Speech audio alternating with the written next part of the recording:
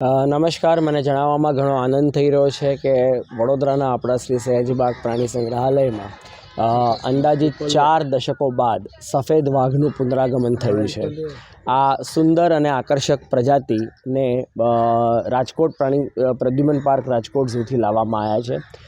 આ particular animal exchange programme માટે મહાનગરપાલિકાના ઉપરી અધિકારીશ્રીઓ અને સંપૂર્ણ તંત્રએ ખૂબ જ સપોર્ટ મળ્યો છે અમને। માનનીય કમિશનર સાહેબ શ્રી, માનનીય ડેપ્યુટી કમિશનર સાહેબ શ્રી અને સંપૂર્ણ તંત્રનો આ એનિમલ એક્સચેન્જ પ્રોગ્રામમાં અમને મળેલ પૂરતો સપોર્ટના કારણે અમારા છેલ્લા ઘણા વર્ષથી જે અમારા સઘન પ્રયત્નો ચાલી રહ્યા હતા અને આ સફેદ વાઘ જેવી સુંદર અને આકર્ષક પ્રજાતિ જે વડોદરામાં લાવવાના અમારા પ્રયત્નોને યશ મળ્યો છે।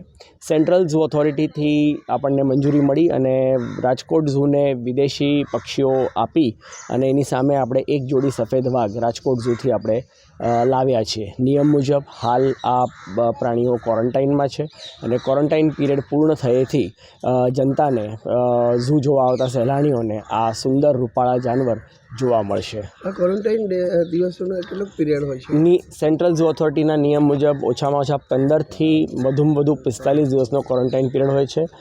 તે મુજબ જાનવર નવા વાતાવરણમાં જેટલા વહેલા પોતાને એક્લિમેટાઇઝ કરી લે, સેટ કરી લે એ જોઈ અને આ જાનવરોને વહેલામાં વહેલી તકે પબ્લિકને જોવા માટે ખુલ્લા મૂકવામાં આવશે।